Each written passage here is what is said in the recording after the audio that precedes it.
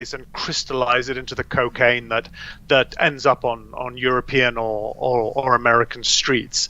So the production of cocaine is illegal everywhere. The sowing of coca is legal in a couple of countries, but not here in Colombia. So going back to the eradication of the crop, as we said, the government says it's going to forcibly eradicate half the crop by the end of the year. Firstly, how do they do this? You mentioned that they've stopped the spraying of coca, which I do believe is because of concerns to health of people living near those coca farms. And how likely is it the government is going to achieve these aims? I think it's very unlikely. The government has promised, under enormous US pressure, to eradicate 100,000 hectares. 50,000 are going to be forcibly eradicated according to the plan, and this is a task that's been given not just to the anti-narcotics police but also the military, who are hacking away at coca fields in various parts of the country. The other 50,000 is supposed to be substituted via the government substitution plan, whereby coca farmers who've signed up to the government agreement, which is a 2-year agreement, are going to voluntarily eradicate up to 50,000 hectares of coca. I think neither the forced eradication nor the voluntary substitution is going to reach those numbers. And you think from your research that this is actually fueling a new generation of criminals. Can you just go into that a little bit? Well, to divide the drug trade from Colombia's civil conflict more than 5 decades is absolutely impossible. The money from cocaine has fueled illegal actors. The Marxist guerrillas of the FARC, who are demobilizing and completing their demobilization process even as we speak. The National Liberation Army, the second guerrilla force, which is still in the field, has not reached an agreement. So Colombia's conflict continues to rage, albeit in a much more limited sense now with the withdrawal of the FARC. But we've got a plethora of other criminal actors who are moving more than 1,000 tons of cocaine a year out of Colombia. So we have more cocaine than ever being produced in Colombia. You can add to that hundreds of millions of dollars from illegal mining. You can add to that extortion. You can add to that a series of other illegal economies. So Colombia's criminal sector is in a way enjoying a bonanza. What's interesting is that homicides continue to fall, which tell us a little bit about how sophisticated Colombian organized crime is becoming, and how they are coming to realize that violence is not very good for business. Mentioning that point, I mean, people might be familiar. They've seen maybe the serial narcos, or they realize over the years that Colombian was known as a violent place, a dangerous place to go. As you said, that has gone down in recent years. But the say Pablo Escobar cartels of Cali, Medellin are gone. But when you talk about sophistication and the violence has gone down, what are you looking at when you say that they've kind of, I suppose, become more sophisticated? Well, the Colombian organized crime has evolved under security force pressure, under international pressure, and they've been learning their lessons. So, we have the first generation cartels of Medellin and the Pablo Escobar, and Cali and the Rodriguez Orejuela brothers. Escobar's killed on a Medellin rooftop in '93. The Rodriguez Orejuela brothers are captured in '95, and we move on to the second generation, which I call the federations. These are not vertically integrated groups that control all the different links in the drug chain.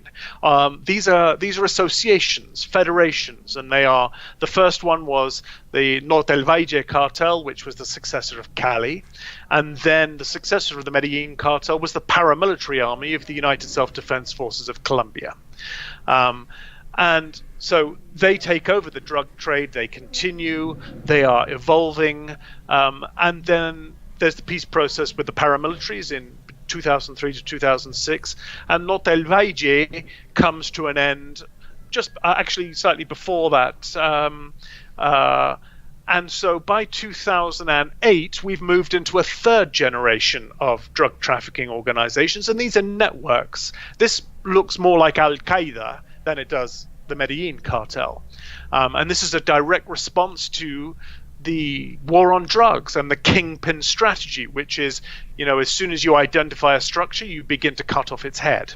And so nowadays in Colombia, it's very hard to identify the bosses of drug trafficking. They don't have the big armies of the paramilitaries or the infamous sicarios of Pablo Escobar. They are a group of nodes. They work together. You take down one leader, but the trade continues largely uninterrupted. So what does this mean in the future? You obviously haven't got a crystal ball, but what is the main concerns for Colombia with this kind of network continuing to grow? As you said, a bonanza is taking place. What are the long-term concerns for the country? Well, if its violence has gone down, Yeah, I mean, the good news is the violence has gone down, and when you compare the demobilization of the FARC with the demobilization of the paramilitaries, it's a very different story. After the demobilization of the paramilitaries, there was a fight for power. Their murders went up. The drug trade underwent a seismic shift. There's been very little violence and remarkably little change with the demobilization of the FARC.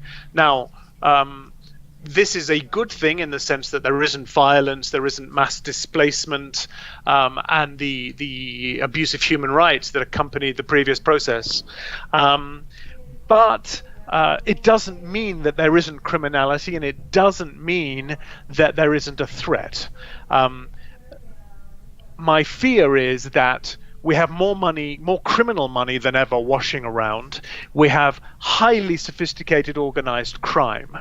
And if you remember Pablo Escobar's famous phrase, do you want plomo, lead, or plata, silver? So it was either bribery or it was violence. Well, the violence has gone or is minimized increasingly, but I believe the corruption is going up. So this provides a different and equally dangerous but less obvious threat to Colombian society and governance. And if we could just go back to the eradication of the crop, and if you are concerned about the corruption spreading to all parts of Colombian society with this explosion in coca production, when the government talk about the eradication through offering alternative production of other types of plants, when you say there's not much hope of that working, what are the alternatives, or what could the government do? The principal challenge to the substitution of drug crops is the simple fact that if you're sowing coca, the buyer of the coca base will come to your house and he will buy your product. And you have to remember that most of Colombia's coca is grown in the more remote corners of the country where there's very little infrastructure. So if you turn around to a farmer and say, hey, listen, turn your coca into pineapple, he'll go, well, that's fine if you're going to subsidize it, but as soon as you stop subsidizing it, it costs me more to get my pineapple to the market and to the buyer than the pineapple is worth. And you can't fight these basic economics. So what's the answer? This is putting the government in a difficult position, both financially and with a strategy that has a bottom line, really, doesn't it? Yeah, well, you have to remember that coca substitution began with Plan Colombia, in 1999-2000. It's not like this is the first time it's been tried. And remember that the United States put $9 billion into Colombia. Plan Colombia was primarily dedicated to supply side reduction. The idea being, let's attack the coca literally at source. And hopefully that will be cheaper than us working to interdict cocaine shipments and dismantle horizontal distribution networks in the US. Well, that's proven to be an absolute failure because Colombia is producing more cocaine than ever before. So, this crop substitution program is not anything new. It's been tried before, and it has failed before. And the government said that it wants to continue with this process. So are their heads firmly in the sand over this, or they just can't think of another way to progress? Well, there are several aspects to this. One is that there's obviously immense pressure on the Colombian government at the moment from the United States. The listeners may have heard Donald Trump threatening to decertify Colombia in the war on drugs. That would put Colombia in the same basket as Venezuela when it comes to that situation, wouldn't it? Exactly, yeah. I don't think it's going to happen, but the fact that the threat has been issued puts immense pressure on the principal U.S. ally in South America, which is Colombia. And Colombia has been for decades, Washington's most strategic ally in the region. So there is enormous pressure. The other thing you have to remember is that this government is coming to an end. Next year, we have presidential elections. And so President Santos has already got one foot out the door. And the kind of alternative strategy to the eradication substitution, which is on offer, involves long-term social investment and indeed some economic displacement of coca farmers out of the virgin jungles in which they operate, which should return to jungle. And this, first of all, is a medium to long-term strategy, and obviously a president who's on his way out is not going to be implementing or thinking about that. And secondly, it's very expensive. And very expensive. You mentioned it's very expensive, but here in Bogota, many Bogotans don't. It's so far detached from their lives, and maybe less so in Medellin, but it's a hard sell to any potential candidate, right? Yes, the real problems are going to come for the next president.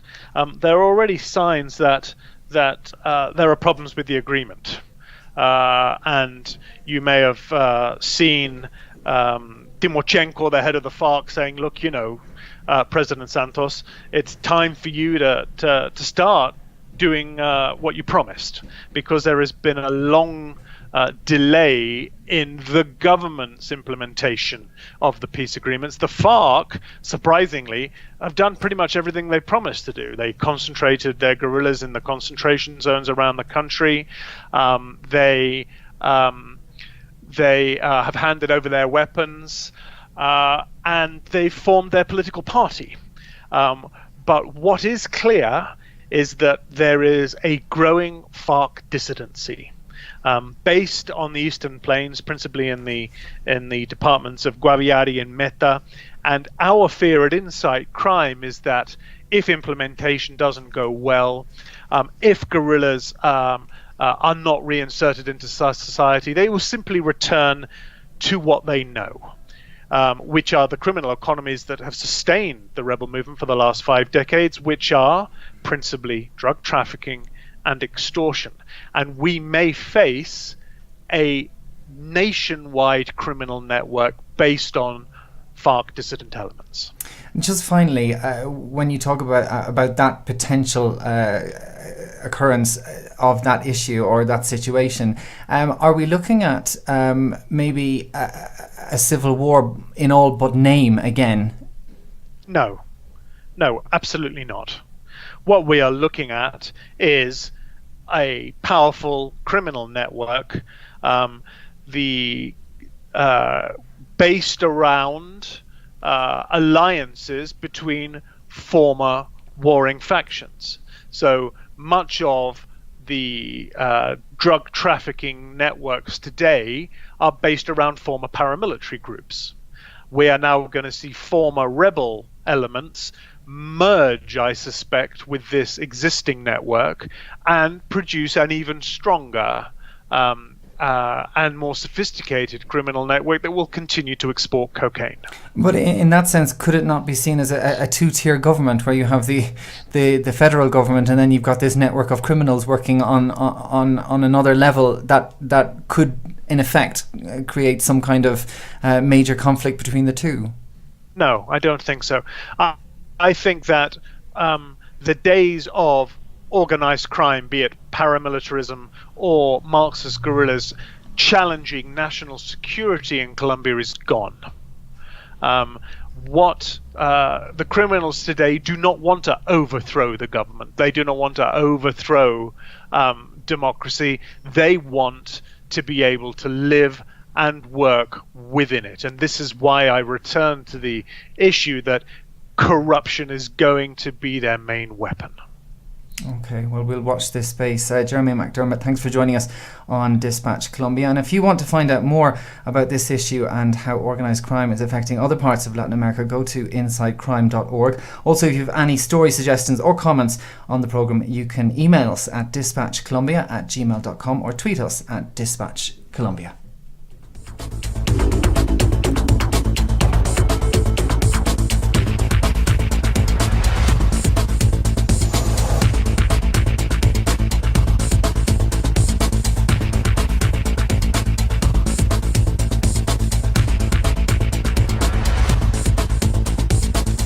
You're listening to Dispatch Colombia.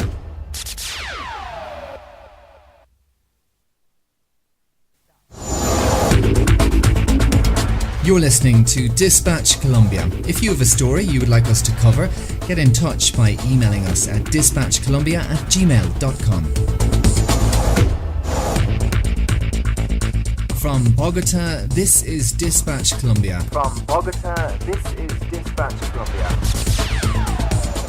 Join the Dispatch Colombia discussion on Twitter at Dispatch Colombia or email us at dispatchcolombia@gmail.com and join us again next time.